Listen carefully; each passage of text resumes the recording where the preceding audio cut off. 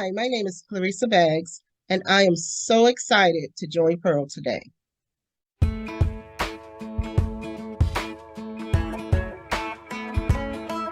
Hello, sunshine, good to see you again. Had to walk out to let you back in. Stuck in a storm of a relationship. Lost my fire. Oh, and I forgot about me for way too long. But it's rolled on. Now there ain't no shade around here.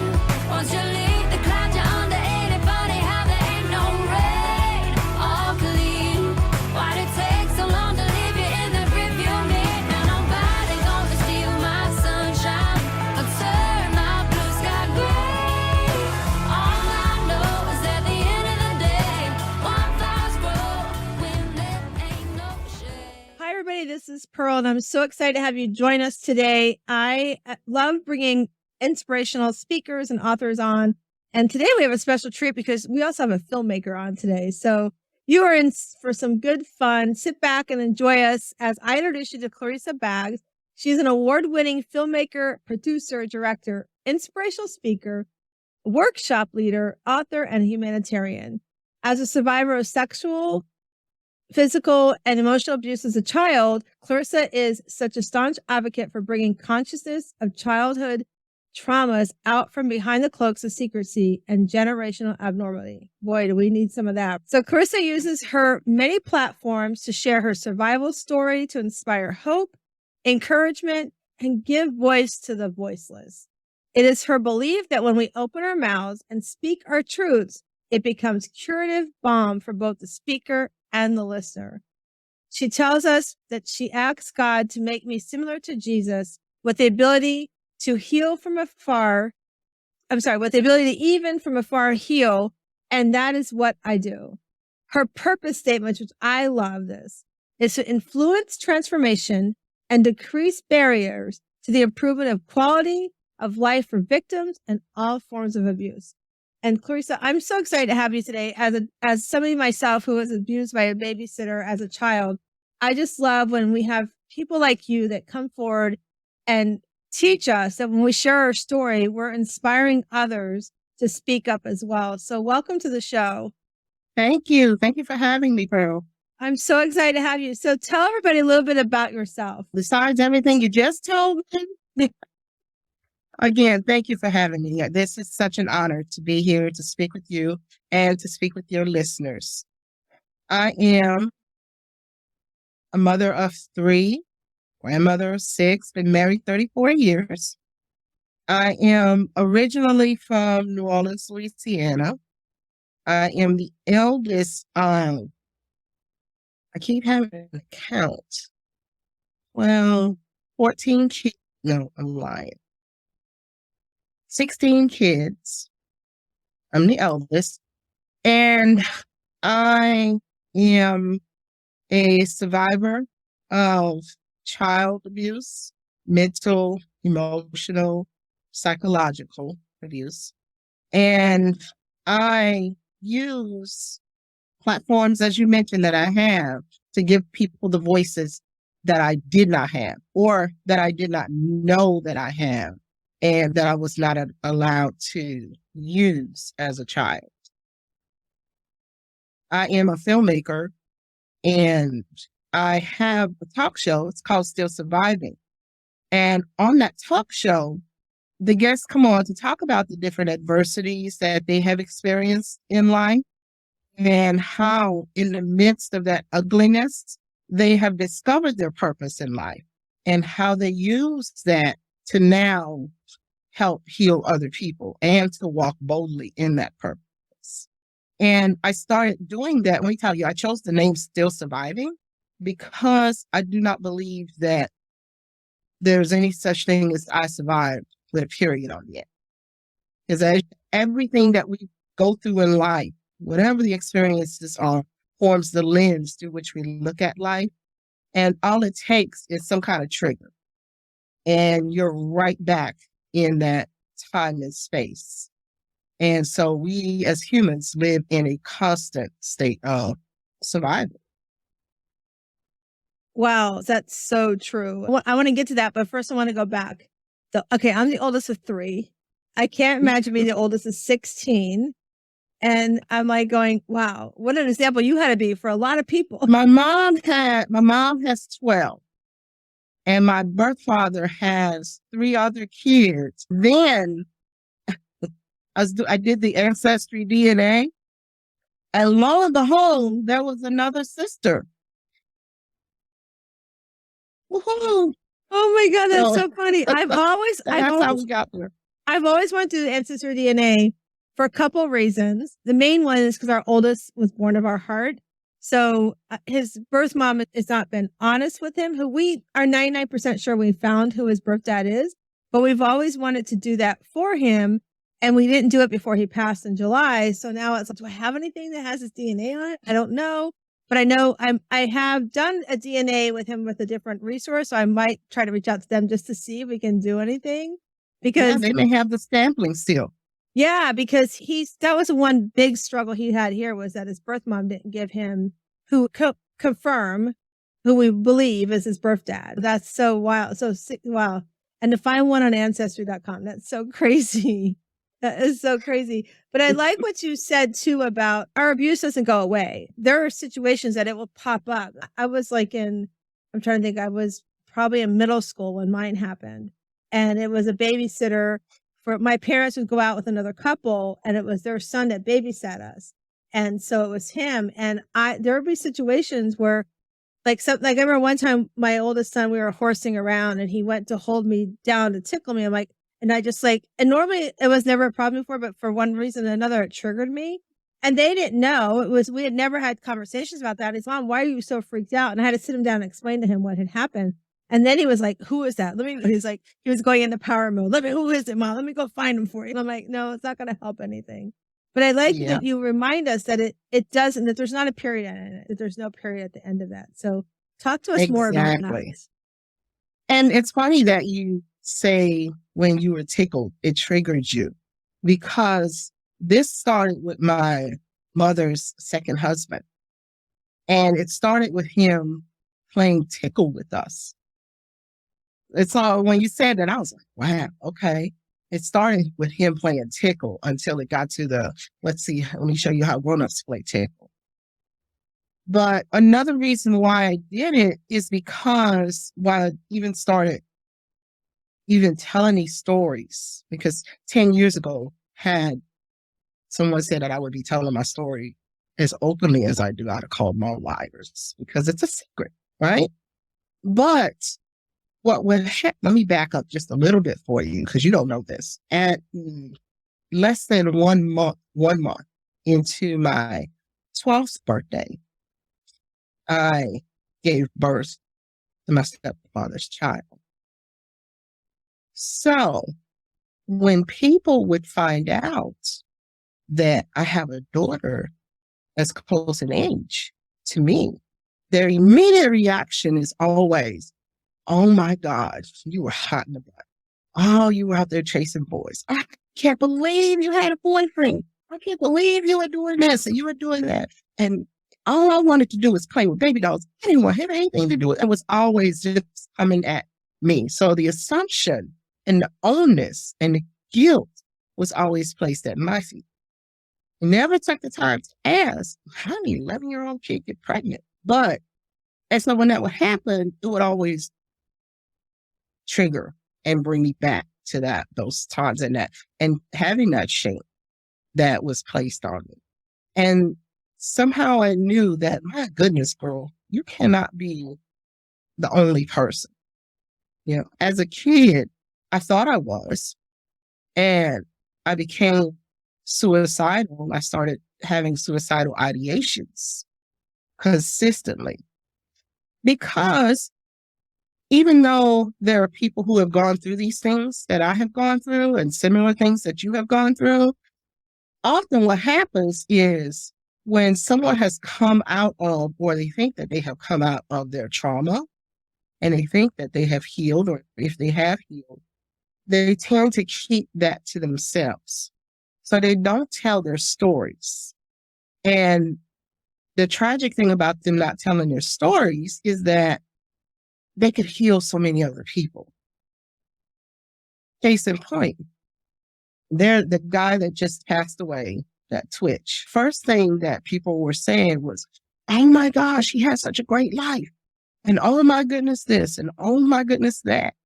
And I tell people all the time that when that kind of thing happens, not with him, but with many people who decided to end their lives, the first reactions are, I can't believe they did that. Why didn't they talk to somebody? Why didn't they say anything to them? Not realizing that often this tongue, you know how the Bible tells us that the tongue truly does have the power of life and death. Maybe the person wanted to talk to you. Perhaps they had some kind of, in their life, shame that they wanted to share with you, their best friend, their mom, their sister, their brother, right? But to hear you casting shame and aspersions on the other person who may be going through the same thing. So if you're talking about that person and how horrible and how wretched they are, my gosh, you're going to feel the same way about me. I love that point. That is such a powerful point to think about, because you're right. And the first thing I thought about when he passed was like, wow, he felt like he had nobody to talk to. I was like, and also too, it showed, like my husband and I have a conversation like, this shows you that it affects anybody. Mental health affects anybody. It doesn't matter who you are. It doesn't matter who you are, what your status is, how much money you have in the bank, what your position is professionally, personally, religiously. It does not matter.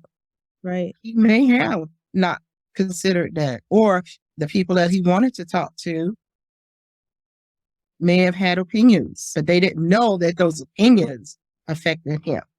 That's so true. Or any of us. Yes. Yeah, I remember, and like you were saying too, gosh, at 11 years old, having a pregnancy from an abuse, my heart just was like, I just wanted to hug you and tell you that I'm here, that I just can't imagine an 11-year-old delivering. And then, like you said, like people assume, even the loss of our son, people have been making assumptions. Like they don't think you hear them talking. They don't think it's going to get back to you. I know it gets back to me. And I'm like, shame on you for not asking me. And shame on you for talking behind my back. And all I could think of when you described that was like, here's this 11-year-old girl, this little girl who is like, what the heck has just happened in my world? I didn't ask for this. I just, like you said, I just want to play with baby dolls. And to have to go through all of that and then have people around you throw darts and shame around it. Like you said, why didn't somebody question, why is an 11-year-old? Exactly. It's like and I think sometimes we don't question. We're so afraid to question. But I remember when it happened, I didn't say anything, never said anything to anybody. In fact, nobody knew what to tell me about my husband. And when I met my husband, again, it was something we were doing. And I don't remember what it was doing. We were out somewhere walking around and he said or did something that just caught me off guard. And I was like, and I got really quiet. And I grew up in a household where you didn't talk about what was bothering you. If you had an argument, you just didn't talk. And then all of a sudden everything was fine. So that's all I knew. And so finally, when I was learning through Chuck that tell me what's wrong so I know what's happening, I know why you're having this emotion, that's when I shared with him. And I think I told my mom just before COVID hit because I was writing a book and I was writing. Wow. Yeah, I never told my parents. In fact, I made sure to go visit her before the book came out so she could hear it. And then, of course, my mom was like, I didn't know. I'm sorry. And I'm like, it's not your fault. You didn't know that he was going to do this. I didn't know. Back then, you were afraid to say anything. It's not like today. I think even so we have our kids are afraid because what they tell the abusers telling the kids. But it's not so much so for today where our kids are learning to say and speak up for these things. And I told my mom, it's not your fault. I have triggers that come up, but for the most part, I've moved on and I forgive. That's all I can do. And it's not in my hands. When he goes to the maker, he's the one who has to answer for what he did and those sins. And yeah, it was really important for me to make sure I told her. So I never told her. Did you tell your mom? How did it come? She knew. Wow. I can't imagine that.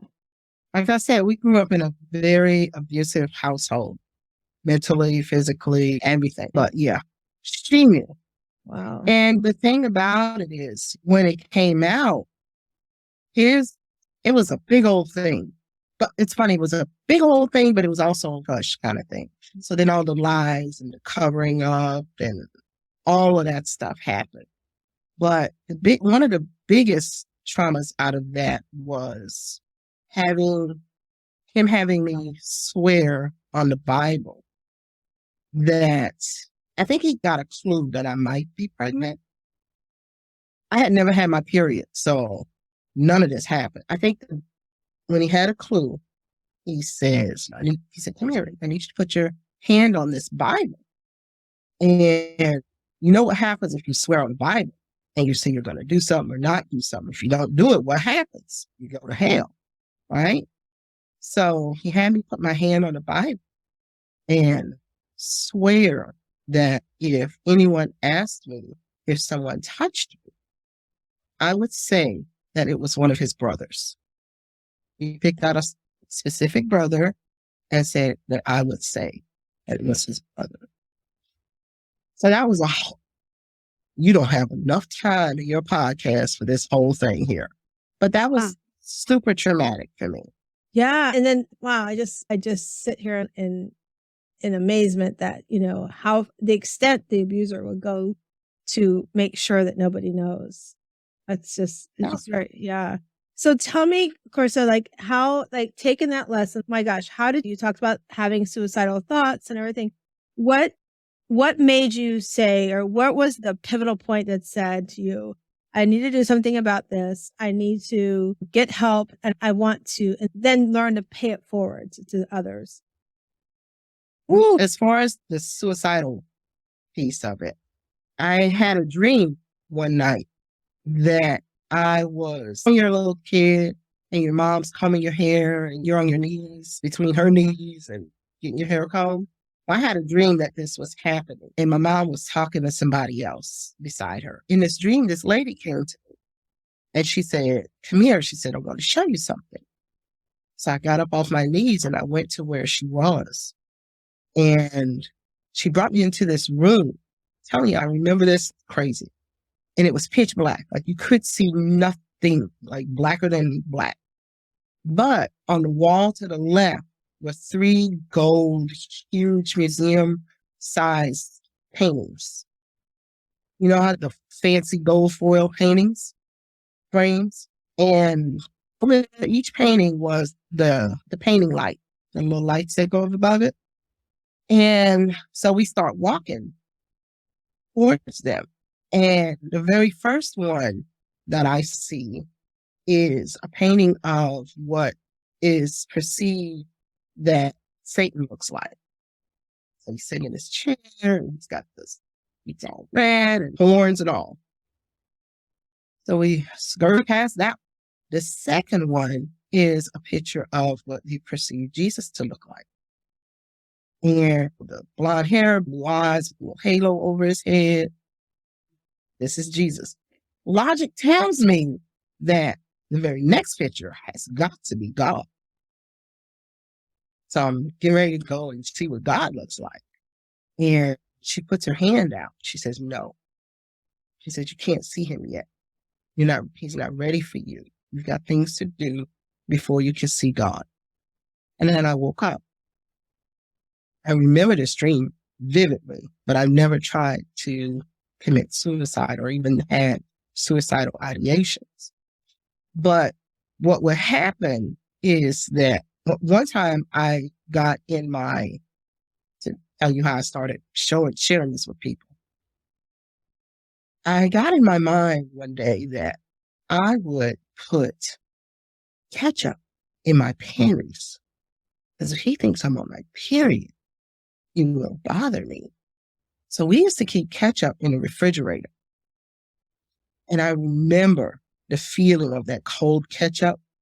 So I see a bottle of ketchup with condensation on it. That's a trigger for me. So our ketchup does not go in the refrigerator. And it's funny, he said, well, how do I know that's not ketchup? I thought I was going to die. But I was talking to someone about it. And the lady said, she looked at me, this is a coworker. And she looked at me and she said, well, Claresa, she said, for me, it's mayonnaise.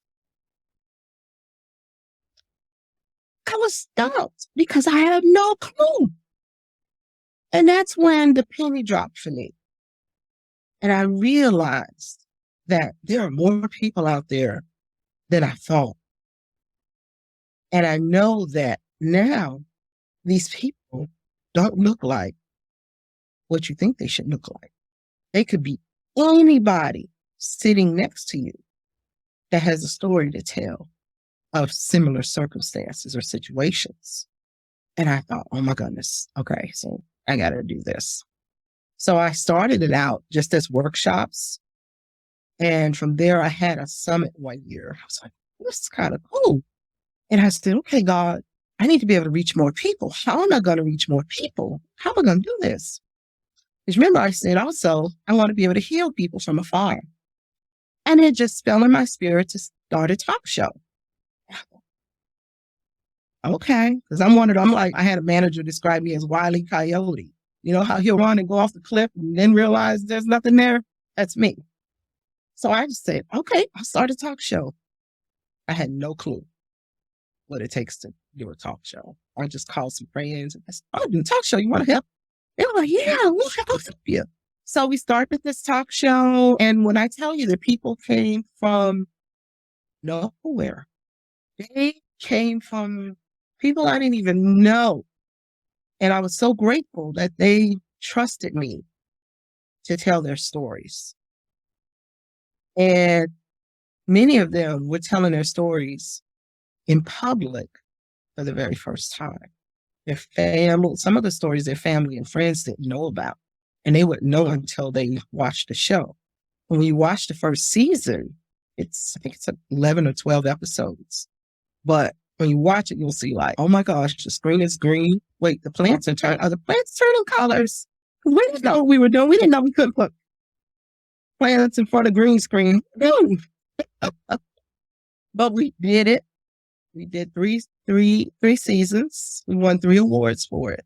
And we continue to help people tell their stories and give their voices. And honestly, for me, it's cathartic. It's the more I help people, the more it helps me heal. And the more also it gives me courage to speak more and to speak louder and to speak life into people. Because people need to understand, and I want them to understand that no matter what you're going through, all of that ugliness and all of that darkness, that there truly is life after. Once you come out on the other side, there's life after. But I need people to be able to open their mouths and speak their truths. Because, when you're going through your own personal hell, unless somebody has said something about it, you don't know. You think you're the only person. I know I did. I thought I was the only person in the world that this was going to. And what did I do? As a kid, how did I make God mad? What did I do in a previous life? And then on top of that, now I'm going to hell. Now I'm going to hell when I told the truth, I'm going to hell. So now I got a problem with him. I got a problem with God. I got a problem with this whole situation. But had I not gone through a lot of this, who knows where I would be. Wow, there's so much there. So I was just sitting here thinking, here's this little girl trying to protect herself with ketchup. Like, with ketchup. It's just the vision, the picture. It's so scary and so, like, you just want to hug that little girl and be like, you're okay. We got you. We're going to come after this guy. And then to think about you, that dream of knowing that God was saying, okay, here's the devil, here's Jesus, but I ain't bringing you here yet. You got work to do. We're going to use this message. And like you were saying, like, we have to use our voice. And if we don't, then I often say on the show here that we come into this world where we've already got talents, God or whatever you believe in, it's already put talent into you and it's got that plan into you. But if you don't do anything to massage that plan and work that plan and learn what that truth is, you have to get out and share, then you're cheating yourself, but you're cheating others, including me, from learning. If you weren't here to share your story, I would have never thought that could be a sign, even just ketchup being around a little girl or something. That could be Yes. different signs. And that's why I always like, even with the loss of our son being just this past July at 25, being the coach I am, I know that there's got to be a lesson in this. And I could sit in my bed all day long and people would think that would be okay. She's depressed, whatever. And I have gone through this, just interviewed Seth Santoro, and he's amazing. He's written this book called Smile from the Inside Out. And it's like getting past through trauma. And the M in smile stands for acceptance. And I learned that I was just saying I accepted his loss, but I wasn't really accepting it. And so as I decided to start sharing the story and like sharing my grief journey and how grief has come, it's funny how you were saying that you start seeing people around you who have the same story. I have friends that I know dearly who either right after me or just before me lost their children as well. And then it was like, I was describing it, my grief group this past week, I was describing it like, you buy a new car and you see your car everywhere. You see your car. Oh yeah. It was like, I was feeling like that on social media and through friends, like they just lost their children, or somebody I knew like a few months after we lost Matthew, lost their son through a road rage incident. And it's just mind boggling how that all intertwines together. But if all those people are intertwined together, don't share that story, we can't empower the people to know that share your story because you can change somebody's life or you can educate somebody. And I just feel like in some ways it's selfish when we don't share our story. I think that when we share our stories, it becomes a healing balm for us also. Because if we don't share our stories, oftentimes people won't come back and share theirs with us. So it's nice to be able to say, oh my gosh, you went through that too. So you understand what I'm going through. You may not feel exactly the same way that I feel because of whatever other circumstances play into it, but at least you understand. And what I have discovered is that some of the strongest people that I have met never would have guessed. When I tell you never would have guessed, went through similar situations as myself until they said something. You too. So we have to give voice to these things. We have to not only save ourselves, but in the midst of doing that, save other people and help people to know that they're not alone. They don't have to commit suicide, that there's life after. You don't have to walk around looking like what you've been through, because honestly, yes, there are people who do wear a lot of their trauma as kind of this badge of honor and woe is me. But don't do that. There are so many people out there who are doing amazing things in spite of. I so agree with you. Yeah, if we wear that armor, I also feel like I've got a few friends that they carry that trauma with them and that they keep bringing more trauma to them. It's like they become this magnet, right? So Claresa, so tell us, we're talking about how we share. So how do you work with somebody to help them share their story? Like how does somebody go, I'm going to go Claresa and share my story? How do they find you? How do they know that? What are they learning from you? And how are you inspiring others to share their stories? I think part of the way that I do it is telling my stories. And it's not always necessarily the whole story, but just pieces and some thought processes. I'll post on social media and then people will come in and they'll respond underneath that. But oftentimes, funny enough, people won't respond publicly. Somebody will slide into my inbox or my DMs, as they say, and send me a message. And they'll say, I understand, I've been through that. Or I've had someone say, I'm so happy that I watched this particular episode because now I understand mother better. And often people won't say anything because they had got courage enough to tell their stories. So they will either say it to me privately, or if they see me in public, they'll say something about it. So it's a funny dichotomy. People don't just call and say, "Oh yeah, that was me too." They don't.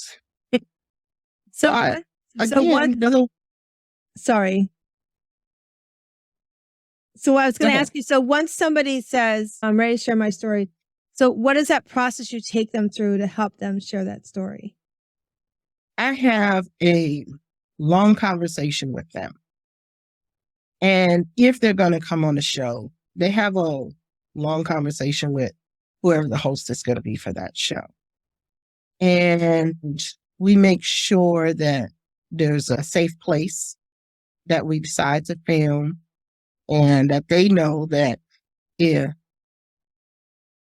they decide, yeah, I've told this story, but I don't want to share it. And I've had that happen a couple of times where people we videotape recorded them and they had regret afterwards for telling it. And I don't know if it was because they weren't really ready. So they asked, I didn't air it. And I could have, because they signed all the releases. But in respect to how they feel, we didn't. But yeah, we have conversations with them, make sure that they are ready to do that. And we make it safe. They can bring whatever support system they need to bring with them. And we film that thing. I'll tell you this story real quick. I had an incident where we were going to film a young lady. So I knew what her story was. Period. I knew the front to back. And I had to go out of town because I had a death in my family. But I'm coming back, and we're going to film on a Sunday.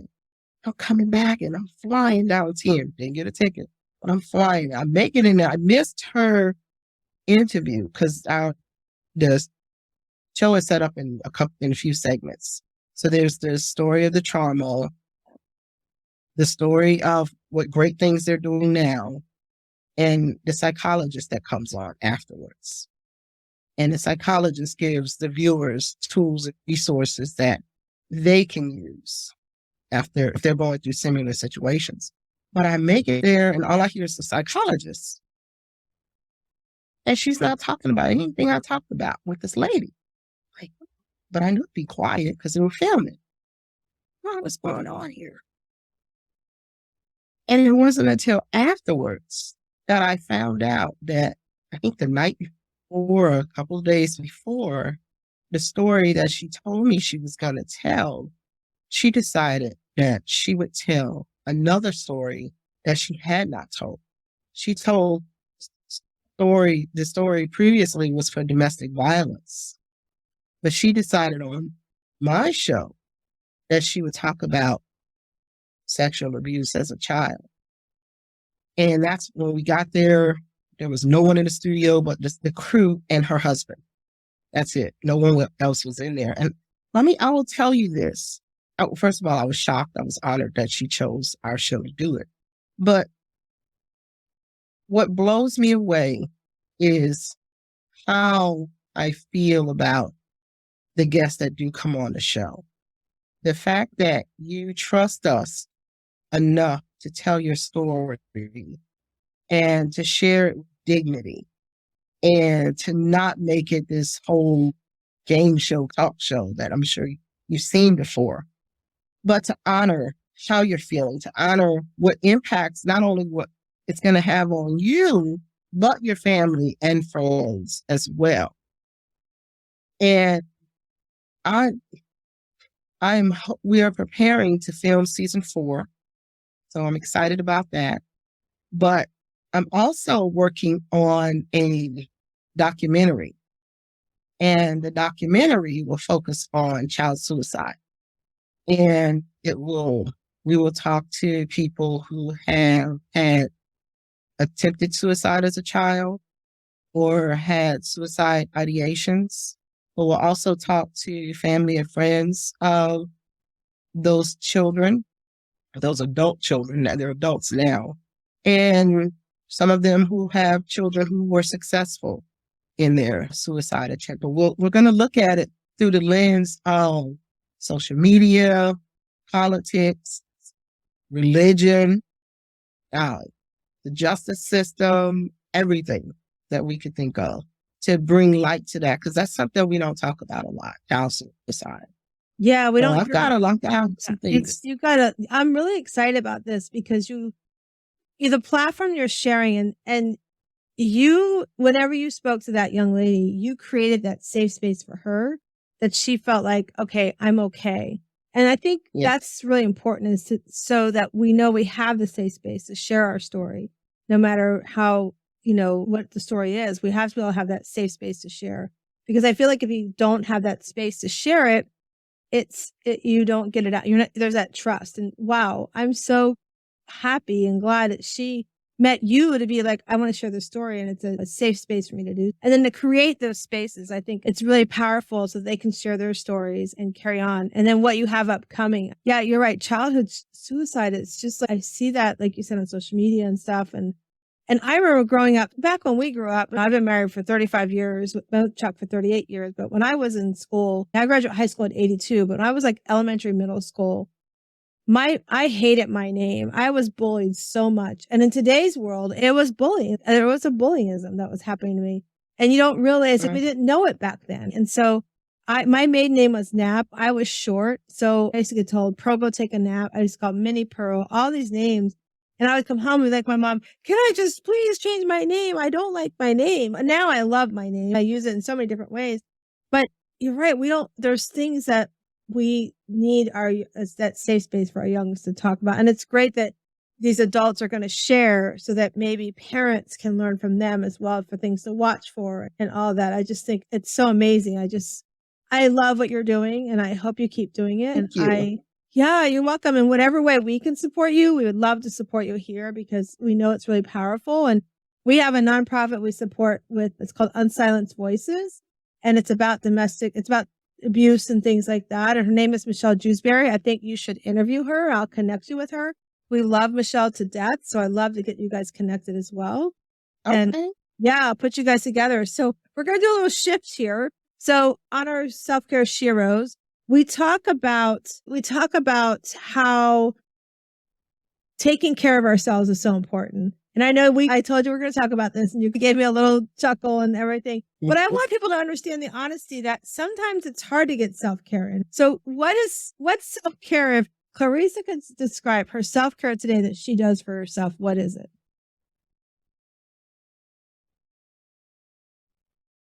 Very nominal.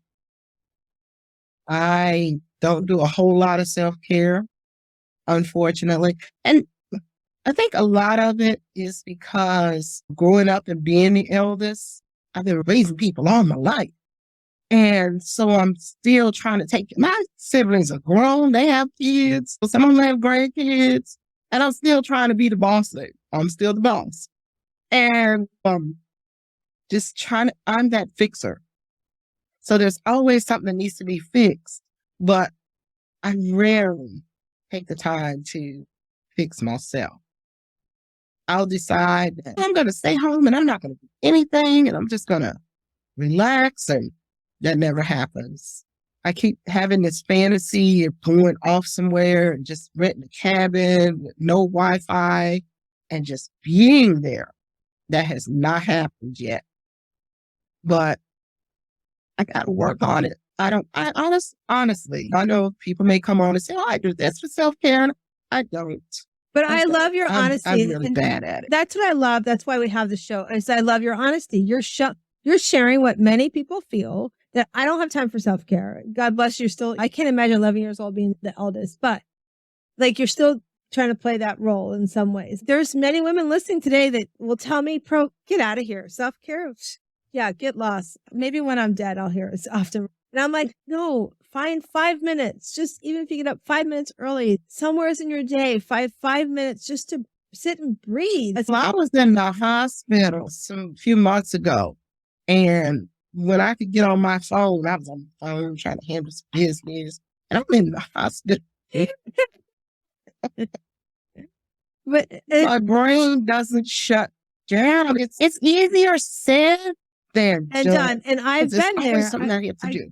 I get it. I've been there. I was that person who said yes to everybody, fixing everything, all that stuff. And then it hit me that I have things and dreams I want to do. And can they do this without me? Yes. So I released it to them. But it's hard work, Claresa. It's not easy. It takes time. It's not a light bulb goes off and comes back on, right? It's like you have to work on it. And that's why when I coach and I talk about putting your cape on first so that you can better take care of it. And you said you're in a hospital a few months ago. I don't know why, but your body will tell you when you're not taking care of yourself. We have a good friend, Ida, that's going to be talking at a conference we're doing on January 7th, the Kingdom Conference. And she's talked about that earlier today with me. But I think it's like, if there's one thing for me that I want to make sure I always empower others is even if you get 2 minutes somewheres, and I have a big thing at 2:45 every day, my alarm goes off on my phone. And that's my breath alarm. And my breath alarm means I have to take 2 minutes to breathe. And if that's just, you can give me 2 minutes, Claresa, get out of here, bro. I promise you, Claresa, if you can give me 2 minutes to breathe, it would be amazing. I know. I have an iWatch and it has a little thing on it that says, okay, time to take a breath. I look at that thing and dismiss it. Oh my gosh. I think too that you're what most women say out there. You are speaking truth. You're not. And I think we all understand that life gets really busy. And I love that vision you put about the cabin. I try to do once a quarter a staycation. Sometimes it's a staycation that's something that I can go do to build myself up. Like the end of next month, I'm going to a mastermind. So I'm going to go away, but I'm going to do things that will fill my cup to better me as my coaching that I do. And just taking that time, like you said, when you put that vision out there, I'm like, oh my gosh, that's so awesome. And that's why too, like I do women's retreats every September. Next year, we're going to the Gulf Shores of Alabama, September 14th to the 18th. And the retreat is a self-care retreat. It's leave your phone off. We're not messing with our phones. We have no makeup on. We're in our PJs all weekend. We go on the beach, we go swimming, whatever, but we work on things around self-care. We have amazing speakers that come in and talk about exactly how they went from a Claresa to a Pearl and how to go, I don't have time for self-care, but this is how I do it now. So it's amazing to watch the transformation over the last 6 years that we worked with women to do that.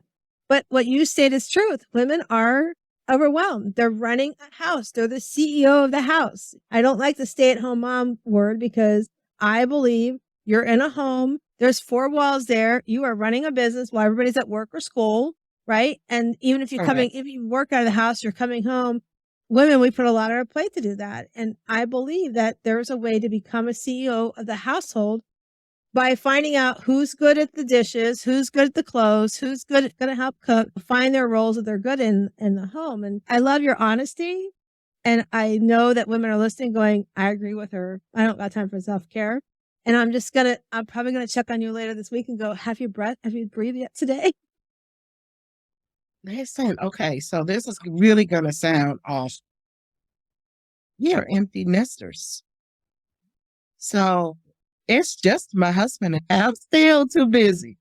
So, oh no. I think what happens is, honestly, because I'm that fixer and I like control, I'm not very good at delegating. And I have a conference coming up January 21st. And I have an agenda or I have a team and I'll say, okay, so you're responsible for this and this. We got a whole list of stuff. And then I go back into the spreadsheet and I'm like, okay, I do that. And it's not even my responsibility. But because I happen to have 5 minutes, Pearl, I decided, I'm going to go ahead and knock that out. I'm going to go ahead and knock that out. So I know when they go back and look at the spreadsheet, they'll be, why did she have us here? Why are we here? True. I don't know how not to do that. I don't know. And I think part of it is because even growing up, there's been so much disappointment and people saying that they're going to do stuff and they not do it. So I try not to leave myself open to that. So I try to make sure everything's done how it's supposed to be done. Nobody's dropped the ball. No, and I've been there, done that where I'm part of the team. Why is she doing it? Let me do it for her. Let go. So I'm going to send you this, but those that are listening that Claresa, it sounds like she's describing you. I'm going to send her this, but you should go to pearlssurvey.com, pearl.com/PQ quiz. So that's pearlsurvey.com/PQ quiz. And it's going to tell you where you stand on your mental fitness. It's going to tell you if you're a fixer, if you're a pleaser. It's going to give you all that. And I would love to see how Claresa's score comes in. I'm going to send it to you and have you take a look at it. Okay. So, this has been fun. I can't believe our time's almost up. But what I'd love for you to share with us is, how can people find you if they want to reach out to you? They've heard us talk today and they're like, gosh, I would love to talk to Claresa about my story. Oh, awesome. They can email me at info@claresabaggs.com, and you'll have my name on the video, but I'll spell it for the people that are listening. It is ClaresaBaggs.com. You can email me there, and I'm more than happy to have a conversation with you. My website is ClaresaBaggs.com. You can go on there. You can connect with me there. I have slots available to talk to anybody. I love speaking. I'm always open for speaking engagements. And as I mentioned earlier, we are hosting a conference January 21st, and it's called Still Surviving the Release. And it's the release because we're going to get rid of a bunch of garbage we've been holding on to, and we're going to release it into the atmosphere every year. Every year, Pearl, you know this. At the beginning of the year, people say, you know what? I'm going to this, and I'm going to that. I'm going to get a relationship. I'm going to fix some credit. I'm going to all kinds of things. I'm going to go to the gym. I'm going to lose weight. I'm going to do all of this stuff. But a lot of times we get stuck in the old things that we're doing. We get stuck in those old habits, and we don't make room in our lives for all this newness and all this greatness and this wonderful potential that's awaiting us. And if you have a closed fist and you're holding on to all that other stuff, a closed fist cannot receive. So we're going to release all of that stuff into the atmosphere. We're going to give it over to the universe, and we want to start brand new. We're going to talk about mental health, mental wellness. We're going to talk about taking care of yourself. So I need to sit in my own seat. And we have some phenomenal speakers. Pearl, you should come. Let me know if you want to come. And people that are listening, if you want to come, just go to the event and look for Still Surviving the Release. It's going to be life-changing. That is such a great title. And you have to let me know next time you do it, because I'm actually going to be in Connecticut that weekend. I'm going up to see my business coach. But let me know when you do it, and I'd love to come share or sit in it. And I love that you're going to sit in your seat during self-care. I am. All right. So before we go, one of the things that we do on the show, Claresa, and this is a lot of fun, but we have these cards. They're called Better Questions, Better Life. And I get no kickback. My friend and her friend put them together.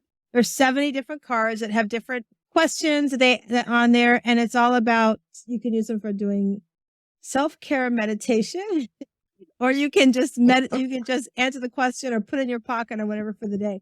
So I'm going to shuffle the cards, and you're going to tell me when to stop, and we're going to ask you what question. Okay. So here we go. You tell me when to stop. Okay, stop. All right. So your question says, what am I worth? My goodness. You know what? That's a question and answer that I am truly working on. And I'll tell you why. That's a great question. And I hope I have a good answer. I was a kid. My maiden name is Marcel. And my mom's husband decided that at that point, he was going to start calling us Marshits. So they used to tell us, he and my mother used to tell us that we were shit, never were shit, never would be shit. You have to be careful what you tell your kids. And that ingrained in us. And I know it ingrained in me. And taking it into adulthood. And at one point, I used to work for a major insurance company. And I was a trainer in IT. And I used to get this curriculum done and learn the system and had to teach it. And I was the only person in all of Florida at one point to teach this. So people would drive in, fly in for me to teach. But every so often, like once a month and then quarterly and yearly, we write our own little mini reviews. And when it was time for me to write my review, my sheet would be blank. And I knew that I was doing all this work, but I could not write good things about myself. I can write great things about everyone else, but about myself, in my mind, who wants to hear from somebody who ain't shit? And I carried that with me as an adult, even when it came to writing my bios and stuff. I would take what someone else wrote in it from an interview and just copy and cut and paste. And that's how I would format my, and the one that you read is one that someone challenged me and made me write that bio. So even though I'm out here, and that's why I said the work I'm doing is cathartic to me, it's helping me to heal, I'm not there. And so I don't necessarily understand my value or my worth. And so it even surprises me when people come and say, hey, I really look forward to reading your post, or you're really encouraging me and you're really doing this. And it's such a great pleasure to speak with you. And I'm really, it shocks me. Like, really? Me? You want to talk to me? Okay. I don't understand why, but okay. So that's a great question. I don't have a great answer because I'm still working on it. I love your honesty in the answer. And wow, you're right. What we tell our children is what sets like a big picture. And I think it's a study, whatever we say to our kids or do with our kids up until 7 years old, it shapes them. That's what shapes them. That's what they believe. And for you to be told that as a child and then to carry that forward. And I feel like you have so much worth. And I love that you're working on that still. And I also think it's important for listeners to understand you are the prime example of a coach who knows that we still have work to do. Coaches are not perfect. Yes, there's always something in our life we're working on. Yeah. And it just blows my mind when somebody goes, oh, my coach said she lives her life the way she coaches. I'm like, yeah, don't think so. I bet you I could go open up her book and find something that's not perfect for her. But I just love that you share that and the honesty that you shared that, because I see your worth is exactly what you're doing. It's the work that you're doing, that you're bringing forward, giving people the opportunity to share their voice that's going to allow them to heal like you're healing. And I think for me, when I look at you and I've heard you today speak and talk and listening to you and your story, I know that's what your worth is, that you are worth somebody knowing that we can survive. It might not be easy. There's going to be triggers, but no matter what, we can survive. We can keep moving forward. It's never an ending. Like we said at the beginning of the show, you don't put a period at the end of Survivor. We are still every day working on it. And I feel like your worth is showing you are the walking example of that. Thank you for that. That means a lot to me.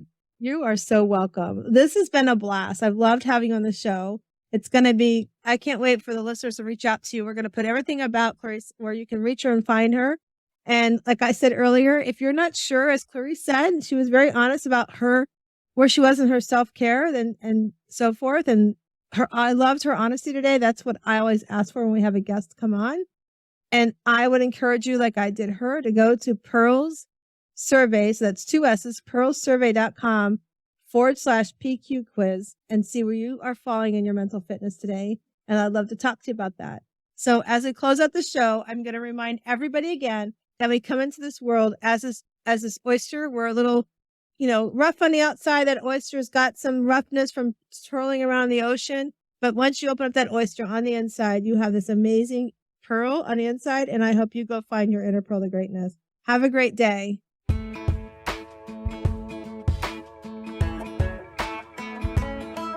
Hello, sunshine.